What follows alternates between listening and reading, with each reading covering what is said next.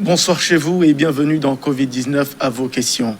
Quand et comment utiliser un masque? Nous répondons à la question ce soir avec le docteur Adjo Ameto Kobeche. Bonsoir docteur. Bonsoir monsieur Ameganvi. Vous êtes médecin généraliste. Oui. Alors, on entame.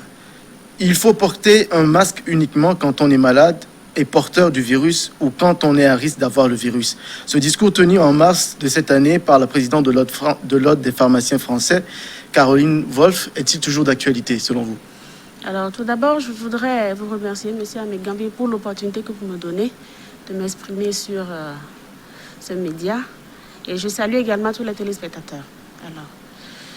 Alors, qui met le masque? Le masque doit se porter par tout le monde, y compris ceux qui ont la maladie et y compris ceux qui ont le risque de contracter la maladie. Aussi simple que ça. Oui. Mais au départ, ce n'était pas du tout le même discours qui était tenu. Oui. Il faut dire que les recherches ont évolué. On a de nouvelles donnes qui nous disent que tout le monde doit porter le masque. Tout le monde. Alors, est-il avéré que l'on surestime quand même la protection conférée par le masque? Je ne pense pas qu'on soit surestimé. Bon, toujours est-il que le masque, quand vous le mettez déjà, ça vous protège. Maintenant, selon la situation dans laquelle vous êtes, il y a le masque qui est attribué à chaque situation. Prenons par exemple, si vous êtes en présence de quelqu'un qui est confirmé, vous devez mettre un masque N95 qui vous protège. Mais quand vous êtes dans une situation où il n'y a pas un cas confirmé à côté, vous pouvez mettre et le masque en tissu et le masque chirurgical.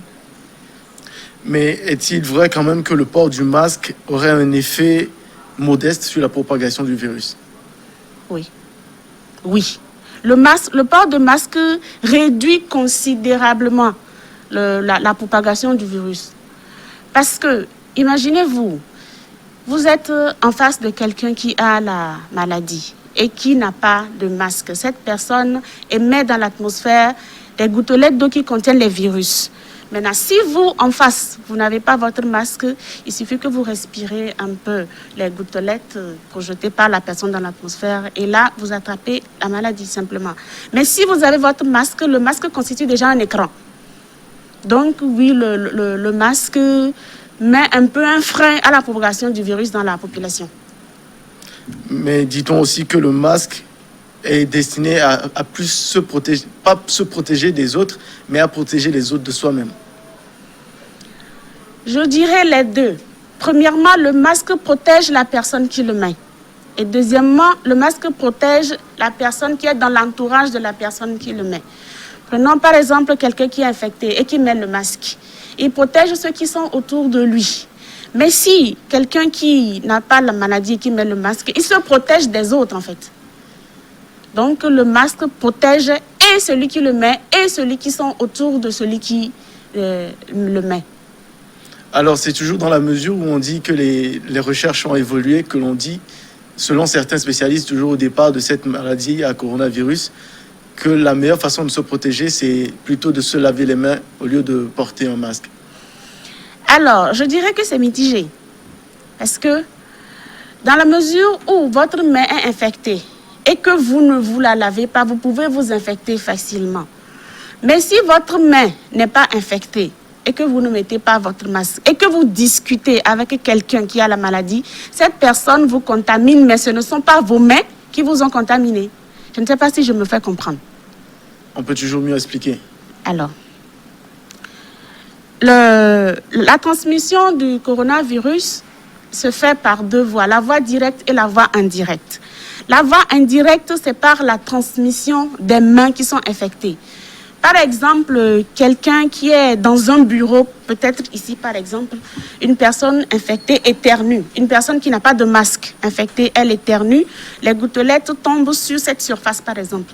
Si une autre personne qui n'est pas infectée vient toucher cette surface, elle s'infecte. Et quand elle s'infecte, elle peut peut-être se gratter le nez ou les yeux ou le visage et se contaminer facilement comme ça. Ça, c'est la voie indirecte. La voie directe, c'est quand vous discutez avec quelqu'un qui est contaminé et qui n'a pas de masque, et vous, l'interlocuteur, vous aussi, vous n'avez pas de masque. Quand vous êtes à moins de 1 mètre, la personne parle, projette des gouttelettes que vous pouvez recevoir au visage, et là, vous vous infectez facilement. Ça, c'est la voie directe. Oui, d'accord. C'est bon, ok. C'est vrai aussi que le masque ne nous protège pas totalement. Quand il s'agit de boire de l'eau, par exemple, ou de consommer un aliment, et qu'on retire le masque, on le met sous le menton, il semble qu'on peut aussi se faire contaminer à ces moments précis.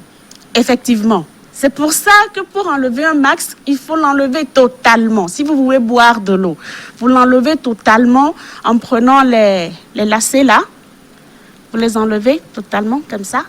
Vous les gardez et puis vous prenez votre eau et après vous les mettez.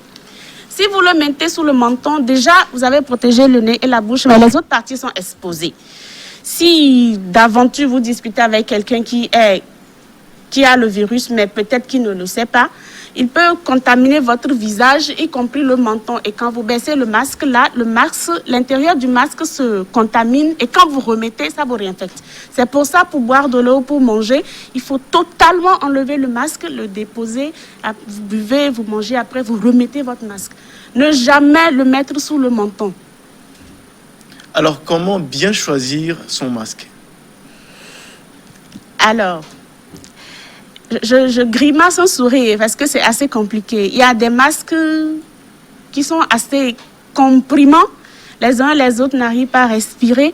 Et des masques qui sont assez lâches. Les lacets sont extrêmement dilatés et ça n'arrive pas à couvrir le nez et la bouche.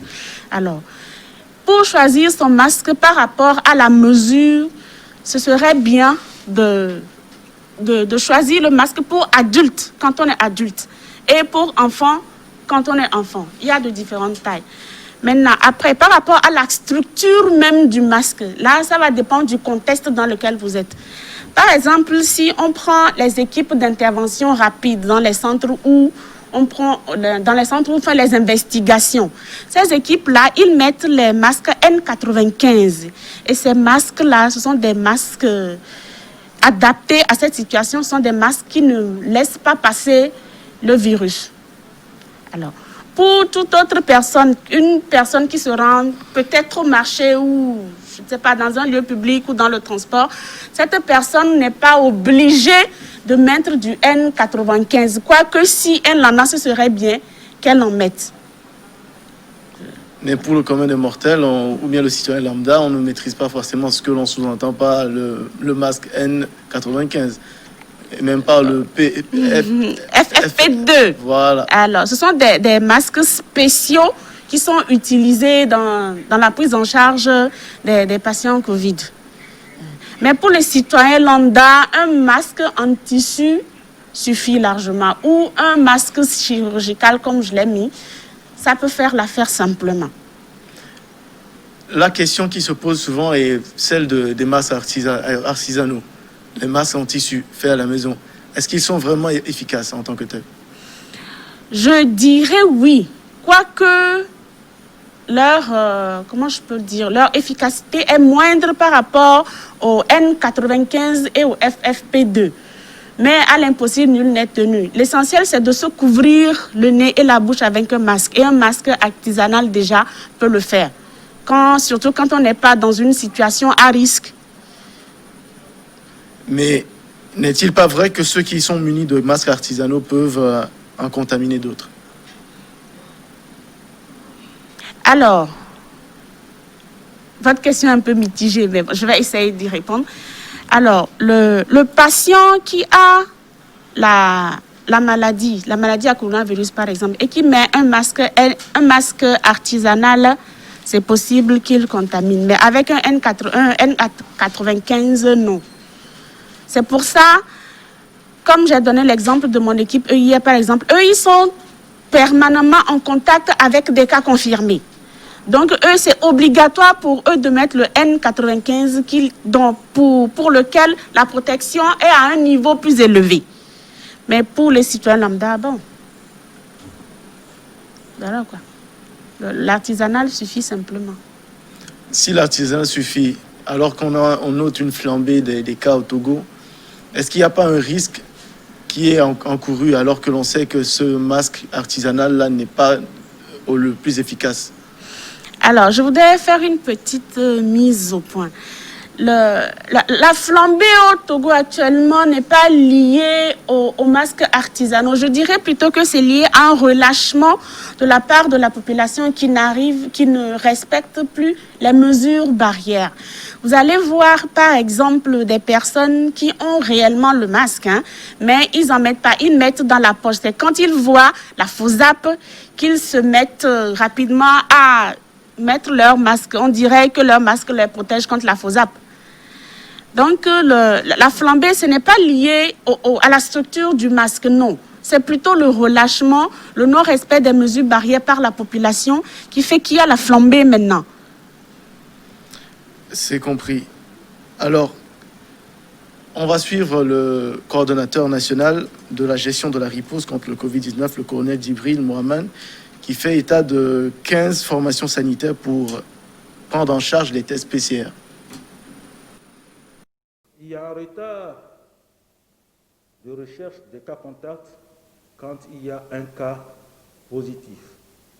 Car ces cas contacts, ces cas ont augmenté, donc la charge de travail a augmenté pour le personnel qui fait ce travail-là.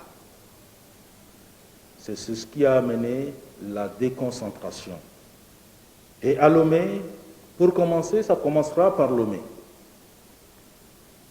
Et à Lomé, il y a 15 formations sanitaires qui ont été sélectionnées.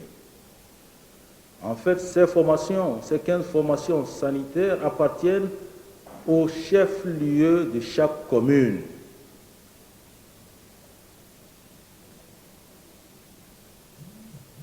Et dès qu'un malade ou un cas suspect arrive dans ces centres, le prélèvement est fait systématiquement pour ne pas perdre du temps. Aussi, les cliniques privées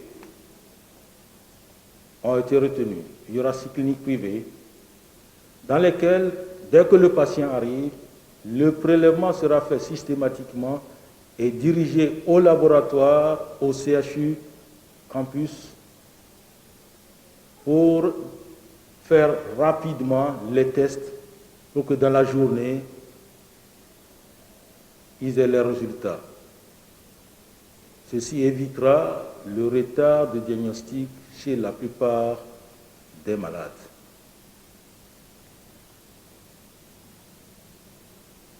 Si nous nous résumons, il y aura 15 formations sanitaires qui appartiennent au chef-lieu de chaque commune dans Lomé.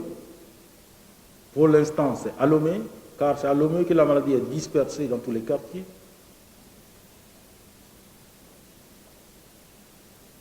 Et que dans ces centres, dans ces formations sanitaires, il y a une prise en charge rapide, diagnostique.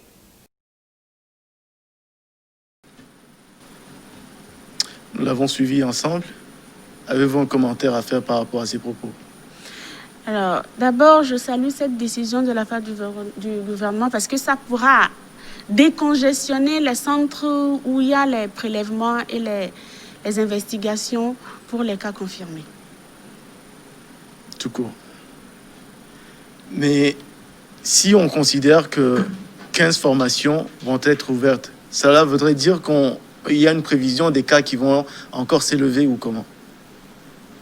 Alors, je peux peut-être faire une mise au point. En fait, ce n'est pas 15 formations sanitaires qui seront ouvertes. Ces formations sanitaires existent déjà. Mais elles n'ont pas toujours été associées à ces cas de prise en charge. Donc, ils vont plutôt... Comment je peux dire? Ils auront beaucoup plus de... Comment je peux dire ça? Ils seront aguerris pour mieux prendre en charge les cas confirmés et mener à bien les investigations. Par exemple, au CMS du Massissé où je travaille, ça se fait déjà là-bas. On fait les prélèvements, on fait les investigations, nous suivons les cas contacts, les contacts des personnes confirmées. Mais là, ne répond pas forcément à la question. Si on associe un peu plus de formation sanitaire, cela voudrait peut-être dire qu'il y a une prévision des cas qui vont être plus élevés. Ah oui, c'est juste une prévision. Hein. C'est juste une prévision dans la mesure où, quand on remarque qu'il y a un problème et qu'on a l'impression que ça va s'aggraver, il faut mettre les garde-fous pour pouvoir contenir la situation. Je pense que c'est dans ce cadre que s'inscrivent les nouvelles directives. Alors, c'est bon.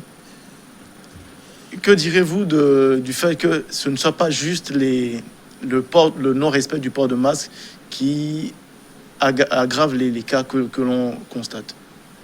Je n'ai pas compris votre question. On note qu'il y a plusieurs cas quand même. Oui, Vous avez dit tantôt que c'est un relâchement qui en est à la base. oui. Mais est-ce que cela est prouvé? Oui, c'est prouvé. Imaginez-vous, quand vous sortez dans la rue, actuellement, vous allez voir de jeunes gens qui jouent au ballon ensemble alors que les sports collectifs sont interdits. Vous allez voir de jeunes gens qui peut-être ne se sont plus vus depuis un moment, ils se serrent la main, ils se font des accolades, ils discutent. Il y a un de mes collègues qui aime dire, ils discutent bouche nue. Ils discutent sans masque. Et vous savez, aujourd'hui, il y a beaucoup plus de cas asymptomatiques, c'est-à-dire il y a des personnes qui ont le virus, mais qui ne font pas de signes. Ça fait que la personne elle-même ne sait pas qu'elle a le virus. Imaginez-vous si cette personne est en contact avec une personne qui est fragile, un diabétique par exemple, ou un septagénaire. C'est ce septagénaire qui va manifester le signe, et dans les investigations, on va peut-être se rendre compte que c'est son petit-fils qui a le virus et qui ne se connaît pas infecté, qui a infecté son grand-parent. Mais comment expliquez-vous le fait qu'il y ait beaucoup plus de personnes asymptomatiques? Alors, tout ça est lié au système immunitaire des uns et des autres. En Afrique et plus précisément au Togo, la population est jeune. Or, quand on est jeune, le système immunitaire est à point. Ça veut dire que ce n'est pas n'importe quel microbe qui peut faire basculer l'efficacité du système immunitaire. Alors, étant jeune, beaucoup de personnes ont le virus mais ne le savent pas parce qu'ils ont un système immunitaire à point. Et c'est après qu'ils aient infecté quelqu'un qui est peut-être un peu plus fragile qu'on se rende compte qu'en fait, c'est cette personne qui peut-être ne manifeste pas de signes qui a infecté une toute autre personne qui est fragile. Mais nous réalisons aussi à Lomé qu'il y a beaucoup de masques qui sont sur le marché, mais il y en a plein qui n'arrivent pas à couvrir le nez. Est-ce qu'il y a une mesure qui est envisagée, en tout cas, pour que cela soit cessé dans un bref délai? Alors, dans les rues, je ne pourrais pas vraiment dire, mais je peux plutôt parler des centres médicaux où nous travaillons. Alors, nous, les masques que nous utilisons là-bas sont des masques homologués, des masques qui couvrent et le nez et la bouche. Mais nous parlons du masque artisanal, et le masque artisanal ne couvre pas toujours le nez. Oui, ça veut dire qu'en fait, ces masques sont mal confectionnés. Oui. Et je pense qu'il faudrait un suivi pour que ça ne soit plus fait. Il faut dire qu'il y a beaucoup les couturiers, c'est comme ça les appellent, ceux qui confectionnent les masques artisanaux. Il y a beaucoup qui ne maîtrisent pas la façon dont il faut le faire. Mais est-ce qu'il y a des garde-fous pour contrôler leur production? Excusez-moi, mais je ne pourrais pas dire, je ne sais pas. Mais je sais quand même que à l'université, il y a des masques qui sont contrôlés, homologués, qui se produisent là-bas et qui sont efficaces. Mais ces masques ne sont pas toujours à la portée de la population. Oui, malheureusement. Malheureusement. Donc, est-ce l'œuf, comme on le dit, le cocon tué dans l'œuf, c'est ça? Je préfère m'abstenir. Mais puisqu'on est là pour en parler, autant y aller. Le masque artisanal conçu a besoin d'avoir 3 couches, c'est selon ce que les experts disent? Oui. Oui, il faut 3 couches et chaque couche filtre les gouttelettes qui arrivent sur la face extérieure ou bien les gouttelettes que la personne qui porte le masque émet. Donc, il faut obligatoirement ces 3 couches pour le masque. Mais bon, par rapport aux masques artisanaux fabriqués un peu partout par nos couturiers et nos tailleurs, c'est pas évident que ces couches-là sont respectées. Mais comme le plus important, c'est d'avoir un masque, c'est toujours mieux d'avoir un masque même artisanal que de ne pas en avoir. Et comme les masques artisanaux fabriqués par nos couturiers sont accessibles à la population, ils peuvent toujours s'en procurer. Mais ça voudrait dire aussi en même temps que même si les mesures sont prises, lavage des mains et port du masque, il y a quand même une certaine limite qui n'est pas réservée. Je ne dirais pas ça comme ça. Je ne dirais pas ça comme ça. Moi, je dirais plutôt que les personnes qui sont vraiment en risque, les dispositions sont prises pour qu'elles soient protégées. Maintenant, je me dis qu'on ne peut pas se mettre à produire du masque pour protéger toute la population parce que ça fait un coût. Ça fait un coût et bon, nous sommes en Afrique, hein. Chacun pourra se débrouiller pour se prendre en main. Et c'est en ce sens que le masque artisanal sauve la mise. Sauve la mise, mais pas pour longtemps. Elle sauve la mise. La mise est sauvée. Alors dites-nous, docteur, que faut-il savoir en plus des masques? Alors, par rapport au coronavirus, à part les masques, il faut savoir qu'à chaque fois qu'on a la possibilité de se laver les mains, il faut le faire avec du savon et de l'eau coulante. D'aucuns mettent du javel dans l'eau, mais c'est pas nécessaire. L'eau coulante simple suffit avec du savon. À part ça, il faut également pratiquer la distanciation physique. Il faut, pour discuter avec quelqu'un comme vous et moi, il y a une distance de plus d'1 mètre. Il faut être à plus d'1 mètre d'une personne pour parler avec elle. Il faut éviter de faire les bisous, il faut éviter de faire les accolades, il faut éviter de se donner la main. Il faut tousser ou éternuer dans le creux du coude ou bien tousser ou éternuer dans un mouchoir jetable et se laver les mains après. Et que n'a-t-on pas dit sur le coronavirus? Votre question me laisse perplexe. On continue la sensibilisation sans doute. C'est le plus important. Parce qu'aujourd'hui, il y a certaines personnes, même par rapport au traitement, ils font des réactions qui sont plus ou moins graves. Certaines personnes, une minorité. Donc, le mieux, c'est de plus minimiser sur la sensibilisation. La prévention n'a pas de coût. Du moins, ça n'a pas un coût élevé que le traitement. Donc, le mieux, c'est de prévenir. Et d'autant plus que, vous savez, en Afrique, on n'a pas les moyens comme en Occident. Et c'est pour ça qu'il faudrait mieux qu'on mise sur la sensibilisation de la population pour que les uns et les autres puissent être amenés à pratiquer les gestes barrières. Mais la sensibilisation sans doute, mais quand il y a le relâchement, qu'est-ce que vous préconisez pour cela? Nous continuons la sensibilisation. Nous continuons la sensibilisation. Et je crois que c'est pour ça que je suis ici ce matin, cet après-midi, pardon, pour encore parler du coronavirus. C'est toujours la sensibilisation. Et il y a une partie aussi qu'il faut ajouter. Il faut aussi sensibiliser, la sensibilisation de porte à porte.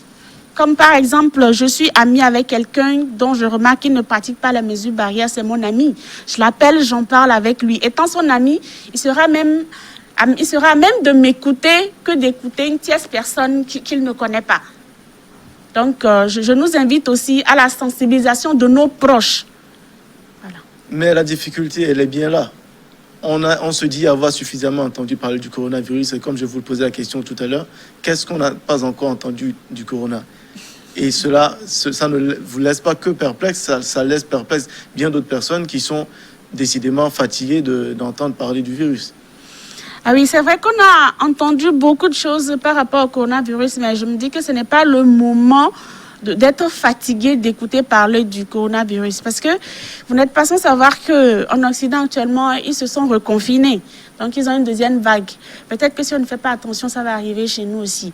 Donc, il faut que les uns et les autres, il ne faut pas se relâcher. Il faut continuer si on ne veut pas avoir une deuxième vague. Il y a des experts qui disent qu'on est loin de parler de deuxième vague alors qu'on n'est pas encore sorti de cette première vague. Oui. Et quand vous parlez de l'Occident, nous prenons l'exemple de la France. où, avec la rentrée, il y a les élèves de moins de 11 ans qui ne portent pas le masque, ou en préscolaire qui ne portent pas le masque. N'y a-t-il pas moins à risquer par rapport à nous, aussi nos enfants qui sont à l'école? Alors, il faut dire que chez nous, au Togo, ce sont les enfants qui ont moins de 5 ans qui ne mettent pas le masque. Les préscolaires, ils ne mettent pas parce qu'eux, ils ont un système immunitaire à point et ils sont à même de ne pas avoir le même taux de risque que les personnes adultes ou les personnes âgées. Donc, au Togo, ce sont les préscolaires qui ne mettent pas de masque, c'est-à-dire les moins de 5 ans. Et y a-t-il un risque qui est fort encouru par ceux qui ont moins de 11 ans? Je me dis oui. Je me dis oui. Mais au Togo, ceux qui ont plus de 5 ans, ils en mettent. Hein. Ils en mettent. Donc, les moins de 11 ans, vous les verrez tous à l'école, ils mettent le masque. La dernière fois, quand j'étais à l'école de mon fils, eux, ils ont même exigé que les enfants en préscolaire en mettent. Donc, voilà quoi. En fait, les uns et les autres ont peur. Et c'est normal. Et c'est cette peur qui doit nous guider pour avoir une meilleure réaction par rapport au virus. Il faut surtout pas relâcher. Et aujourd'hui, ce que l'on constate, des fois, même dans les secteurs professionnels, dans n'importe quel secteur en tout cas, c'est celui qui porte le masque qui est la risée. Oui. Et c'est dommage. Et c'est dommage. Alors que c'est la personne qui met le masque qui se protège le plus et protège les autres. Donc cette personne ne doit pas être à la risée, mais doit être encouragée et inciter ceux qui sont autour de lui à mettre le masque aussi. Mais comment y arriver? Parce qu'on semble balayer du revers de la main le fait que la lassitude ou bien la redondance du message est bel et bien là. Comment y arriver? C'est la sensibilisation, simplement. Peut-être il faut changer de manière de sensibiliser. Comme je l'ai dit, faire la sensibilisation de ses proches. Parce qu'on est plus à même d'écouter quelqu'un avec qui on est assez habitué qu'une tierce personne. Je me dis simplement. Alors, quelle est la difficulté à votre niveau, je veux dire, dans le domaine médical? Par rapport à? Par rapport à ce virus, votre difficulté, ce que vous ressentez sur le terrain? Alors, il faut dire que depuis que le coronavirus est arrivé au Togo, le personnel médical a vu sa charge de travail augmenter. Si par exemple aujourd'hui on détecte un cas positif, il faut aller faire les investigations et pouvoir identifier toutes les personnes qui ont été en contact avec ce cas positif-là et investiguer, les suivre chaque jour, matin et soir, passer les appels, aller les voir pour leur demander est-ce que vous vous sentez bien, est-ce qu'il y a un souci de santé, est-ce que vous avez fait la fièvre, est-ce que vous vous sentez essoufflé. Et on fait ce suivi-là pendant 2 semaines. Imaginez-vous, il y a déjà des personnes qui souffrent d'une autre maladie qui viennent à l'hôpital et on les prend en charge. Il faut maintenant encore aller suivre d'autres personnes qui sont dans la communauté. Je dis que la charge du travail du personnel médical est vraiment augmentée.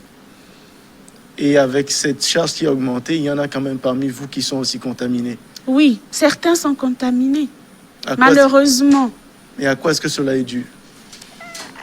Alors, je ne pourrais pas dire qu'ils ne respectent pas suffisamment les gestes barrières. Je peux dire que c'est lié au sort. Parce que, vous savez, dans les hôpitaux, tout le monde, y compris le personnel d'appui, le personnel technique, le personnel d'appui, tout le monde a 2 masques par jour. Et nous avons 8 heures de travail. Ça veut dire que nous avons un masque pour 4 heures. Nous l'enlevons, nous remettons un nouveau. Donc, nous avons 2 masques par jour. Et tout le monde tous ceux qui travaillent dans les hôpitaux ont 2 masques par jour. Du moins, l'hôpital dans lequel je travaille, il y a 2 masques par jour qui sont donnés pour chaque personne. Et il y a les dispositifs de lavage des mains. Nous avons les gants. Pour faire les soins aux patients, nous mettons les gants. Il y a toute la disposition nécessaire qui est prise. Mais néanmoins, on constate que certains des nôtres se contaminent. Je ne pourrais pas dire qu'ils ne respectent pas suffisamment les gestes barrières. C'est peut-être les concours de circonstances qui peuvent amener des choses comme ça. Alors, parlons de sensibilisation, continuons de répéter le même message pour les gestes barrières. Ça ne tuera pas. Ça ne nous tuera pas de répéter les mesures barrières. Non, pas du tout, puisque dans l'enseignement, on dit l'enseignement, c'est l'art de répéter, c'est ça? Oui. Si je ne m'abuse, voilà. Il faut toujours dire, toujours dire. Et à chaque fois qu'on dit, le cerveau enregistre. Et on finit par...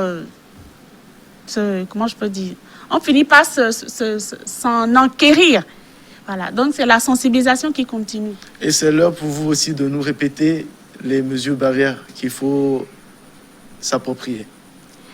Alors, d'abord, il faut mettre le masque à chaque fois qu'on sort de chez soi. Ensuite, il faut se laver les mains avec de l'eau et du savon à chaque fois qu'on en a l'occasion. Mais si on n'en a pas l'occasion, on peut faire la friction du gel hydroalcoolique, du gel ou de la solution hydroalcoolique et après se laver les mains quand on a l'occasion. Parce que ce n'est pas à chaque endroit qu'il y a un dispositif de lavage de mains. Ensuite, il faut tousser ou éternuer dans le creux du coude ou bien dans un mouchoir jetable et le mettre dans une poubelle et se laver les mains. Ensuite, il faut pratiquer la distanciation sociale, c'est-à-dire que quand on veut discuter avec quelqu'un ou bien on est ensemble dans un environnement, il faut une distance de 1 mètre entre les personnes. Ensuite, à chaque fois qu'on a l'occasion de saluer un ami ou toute autre personne, il ne faut pas lui donner la main. Une simple salutation comme ça suffit largement. Quand le coronavirus passera, on pourra se donner la main. Il faut éviter de faire les accolades. Il faut éviter de faire les bisous. Voilà un peu brosser. Cette liste n'est pas exhaustive, mais voilà un peu brosser les gestes barrières. Et quand on dit que le coronavirus va passer, on se dit, en suivant l'OMS, début 2021. Mais que direz-vous des vaccins qui ont été trouvés en Russie par le centre de recherche Gamaleya et puis le laboratoire Vector? Alors, je pense que pour le moment, tout est à un état expérimental. Les uns et les autres sont à pied d'eux pour pouvoir trouver ce qui marchera le plus. Alors, pour le vaccin là qui a été trouvé, nous attendons que l'OMS nous dise c'est bon ou ce n'est pas bon, puisque c'est l'OMS seule qui est habilitée à dire ce vaccin est bon, ce vaccin ne convient pas. Donc, nous attendons d'avoir le OK de l'OMS et puis voilà. Donc, pour l'instant, tout est en état expérimental. Et qu'en est-il devenu du vaccin trouvé par le Madagascar? Le Madagascar, c'est un gros morceau. Au début, c'était Artemisia. Maintenant, c'est le vaccin. Mais vous voyez un peu, il y a beaucoup de cas chez eux. Hein. Donc, au risque de me répéter, c'est un état expérimental. Rien n'est encore prouvé par l'OMS, puisque c'est l'OMS qui donne l'agrément. Donc, nous restons suspendus aux lèvres de l'OMS. Oui. Et qu'est-ce qui garantit qu'en 2021, on aura vraiment ce virus? Rien pour le moment. Mais l'espoir fait vivre. N'est-ce pas? Oui. Alors, dites-nous, docteur, après avoir fait le tour de cette maladie, reste-t-il quelque chose à savoir d'autre? Non, je crois qu'on a brossé un peu. On a fait le tour. Oui. Mais le tour de la sensibilisation demeure toujours. Bien sûr, bien évidemment. Puisqu'on n'a que ce seul moyen qui est efficace. Il ne faut surtout pas qu'on se dise que c'est vrai, il y a les médicaments, il faut que les uns et les autres se contaminent pour qu'ils soient traités. Non, je pense que c'est plutôt sur la sensibilisation qu'il faut miser parce que la prévention est meilleure et moins onéreuse que le traitement. Donc, c'est la sensibilisation qui continue. Et quand vous faites la sensibilisation, que ce soit dans les marchés ou que ce soit dans les différents lieux de culte, qu'est-ce qui, selon vous, freine, au-delà de la lassitude, qu'est-ce qui freine le message? Alors, je dirais, les uns et les autres trouvent le message rébarbatif. Mais je me dis que quelque part, c'est un faux problème dans la mesure où eux-mêmes, ils sont pas conscients de la gravité de la situation. Donc je dirais plus que c'est de la négligence. De la négligence. Parce que il y a d'aucuns qui disent que leur système immunitaire est à point, que le virus ne le ferait pas ci, ne leur fera pas ça. Mais ils oublient que dans leur maison, il y a leur grand-mère, il y a leurs grands-parents, il y a peut-être certaines personnes de leur famille qui sont des diabétiques ou qui sont des hypertendus. Et ces personnes-là qui ont des comorbidités constituent le lot de personnes fragiles. Donc, si le virus, peut-être à moi, ne fait rien, par rapport à mes parents qui sont peut-être âgés ou une toute autre personne qui a une tare, ce ne sera pas la même chose. En d'autres termes, je suis en train de condamner la personne fragile qui est dans mon environnement en ne respectant pas les mesures barrières. Mais ces personnes sensibles ne sont pas... Quand on mesure 27% de 57 cas, je veux dire de 57 décès, il n'y a pas autant de malades qui soient atteints en tant que tels. Je veux dire, qui souffrent d'autres pathologies, comme le diabète. Ah si. Ah si. Alors, je n'ai pas les chiffres réels, mais je sais que des 57 personnes qui sont décédées, il y a certains qui sont des septagénaires, il y a certains qui ont des comorbidités comme le diabète, l'hypertension artérielle. Il y en a même qui sont des asthmatiques. Donc, les 57 qui ont décédé, je crois que beaucoup ont des comorbidités. Mais quand on parle toujours de cette sensibilisation, n'est-il pas noté que la plupart des personnes craignent d'aller vers les soins, les centres hospitaliers dès qu'ils sentent les premiers symptômes? Ah oui, il faut dire que les uns et les autres ont peur. Hein? Les uns et les autres ont peur, mais je crois que ce n'est pas le lieu d'avoir peur d'aller vers un centre de prise en charge, surtout si on sait que la personne qui est à côté de moi est peut-être fragile par rapport à moi et que la façon dont je vais m'en sortir de cette maladie, cette toute autre personne peut ne pas s'en sortir. Donc, je me dis, c'est un faux problème. Ce n'est pas la peine d'avoir peur d'aller dans un centre de prise en charge, d'autant plus qu'arrivé là-bas, on aura les médicaments qui permettront de guérir et de rentrer chez soi. Le lieu est-il peut-être de préciser que la prise en charge elle est gratuite? Oui. Alors, la prise en charge, elle est gratuite. Les patients qui sont pris en charge là-bas sont logés, ils sont traités avec des médicaments et ils sont nourris gratuitement.